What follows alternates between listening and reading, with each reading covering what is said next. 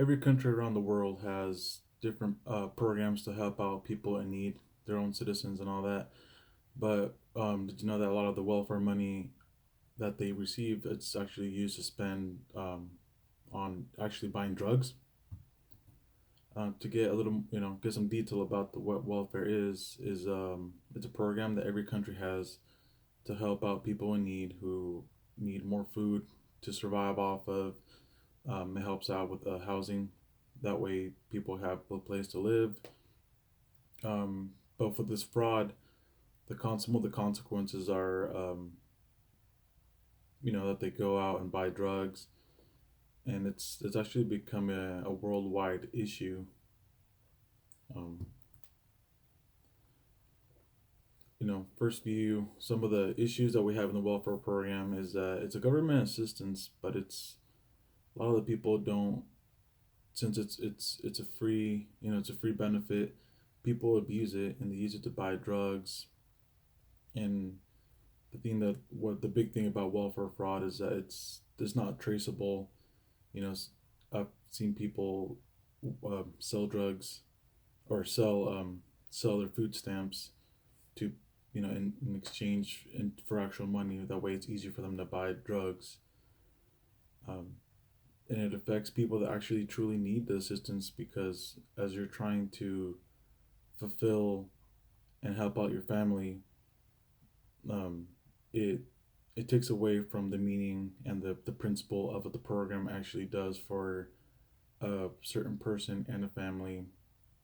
And not only does it impede that part, but it also affects the budget of the government.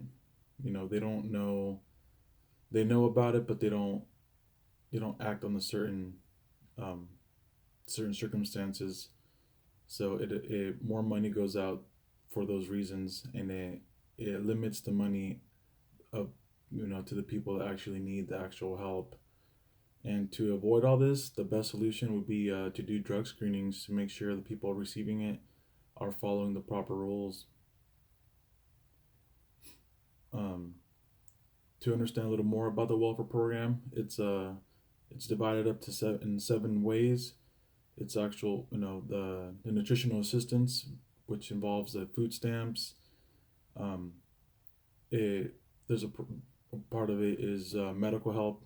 You have free or reduced priced doctor visits. It's a supplemental security income, earned income tax credit, and housing assistance. And an example is a Section 8, and actual money for the assistance for those in need for personal items that are used on a daily basis. For the welfare fraud, crimes and consequences, people, as I said before, people get the food stamps or the benefit that they personally receive, and they go about selling them to people who don't really care. So the people that selling them get get the cash and their want to buy drugs, so it makes it easier. And in that sense, it's untraceable for the government, because at that point it's only cash. Another way the welfare fraud is committed is by falsifying documents. There are families out there who, even though they make more income, they put the false amount so that the office giving them the welfare sees that, and they're like, oh, sometimes they don't even ask for proof. And these are big things, depending on the amount being falsified, or the crime actually being traced. It could become from a misdemeanor to a felony. And it's not only a local thing. Every country that has welfare assistance programs deal with this issue. For example, the United Kingdom, their statistic is 27 of the welfare budget to give out is estimated that 27% of it is all fraud. The rest of it is actually used. And in this case, as I said again, if you actually have drug screenings before people receive the amount, it would actually, it will prevent people from applying, and it will deter people that actually will have the mindset of actually using it for drugs. And in in the sense, there's other countries that don't have the assistance, so they're not really affected. But the ones that do are the ones that are being dealt with the most. So as all this is being talked about, I still believe that drug screening is should be implemented not only in the U.S. but around the world, which whoever has um, the welfare system involved into it. Um, we do, for us, we do it for any job that we acquire. So why not, when you receive the free assistance, why shouldn't it be involved with them as well? It will deter people from actually applying, and I think that it's the program should be monitored a little bit better. I know it's a lot of people, a lot of money being given out, but it should people should really the government should really have better system to know where that money actually goes to. The government procedures should improve way better. More people should get involved.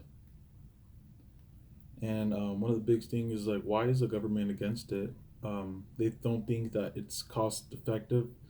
The Florida governor has been denied twice by the U.S. the actual federal government because it's too much apparently it's too much money. But in the end, out of all the people doing it, it may be expensive, but it will the outcome over the years will improve um, as the time goes by. But yes, the reason is that it's too expensive to start the program. All the doctors and facilities that would be get involved to actually um, get the program going, and they don't think that the screening will improve the situations. They're willing to accept the loss. People are not. They don't have the ethical mindset. Um, but we do need drug screen to minimize the corruption. It's a very unethical thing to do. Um, as you receive the money, even though it's free money, and the government should bring this idea to the ethical level. Get the people understanding. Take pride in what even though they need the help, but you still could have pride at that moment when you're trying to help yourself and the family, and know that the government is out there to actually help you and not to push you away. So the best way to do that is to get better with yourself and your family on the ethical level.